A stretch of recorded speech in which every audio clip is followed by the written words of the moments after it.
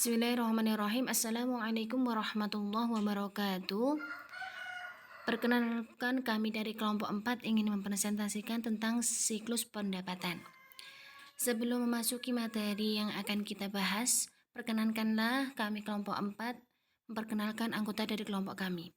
Yang pertama, Dewi Nuriyamah dengan NIM 20624010002. Yang kedua, Siti Misroton dengan NIM 20624010014. Kita akan memasuki materi yang akan kita bahas pada hari ini, yaitu siklus pendapatan. Pengertian dari siklus pendapatan sendiri adalah serangkaian kegiatan bisnis yang terjadi secara berulang dan kegiatan pengolahan informasi yang berhubungan dengan penyerahan barang dan jasa kepada pelanggan dan penerimaan pembayaran kas dari penyerahan barang dan jasa tersebut. Tujuan dari siklus pendapatan adalah menyediakan produk yang tepat di tempat dan waktu yang tepat dengan harga yang sesuai. Adapun secara terperinci, tujuan-tujuan tersebut antara lain: yang pertama, semua transaksi telah diotorisasikan dengan benar. Yang kedua, semua transaksi yang dicatat valid atau benar-benar terjadi. Yang ketiga, semua transaksi yang valid dan disahkan telah dicatat. Yang keempat, semua transaksi dicatat dengan akurat.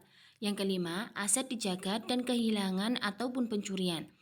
Yang keenam, aktivitas bisnis dilaksanakan secara efisien dan efektif.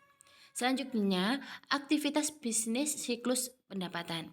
Beberapa aktivitas dasar bisnis yang dilakukan dalam siklus pendapatan antara lain: pertama, penerimaan pesanan dari para pelanggan, seperti mengambil pesanan pelanggan, persetujuan kredit, memeriksa persediaan, menjawab pertanyaan pelanggan. Yang kedua, mengirim barang, yaitu ambil dan pak pesanan, kirim pesanan.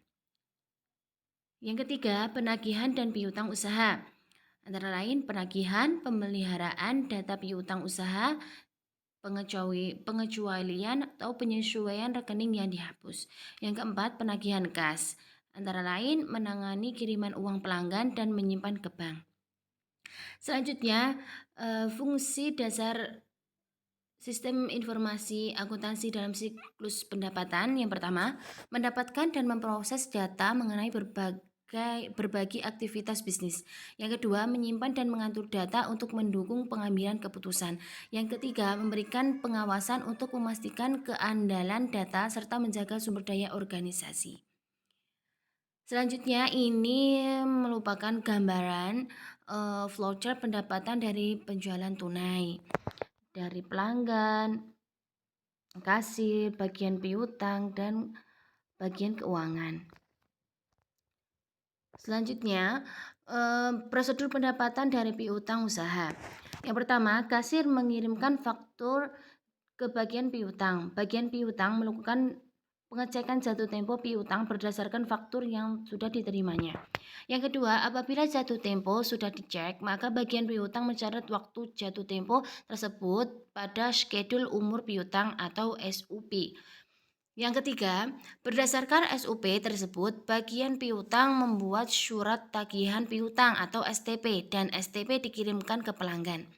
Yang keempat, pelanggan menerima STP dan melakukan pembayaran pada saat jatuh tempo. Pembayaran dikirim ke bagian piutang.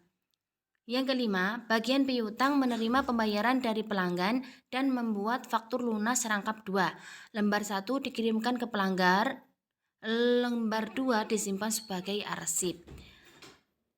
Yang keenam, bagian piutang membuat laporan penerimaan kas dari piutang rangkap 2. Lembar 1 dikirimkan ke bagian keuangan, lembar 2 dikirimkan sebagai arsip.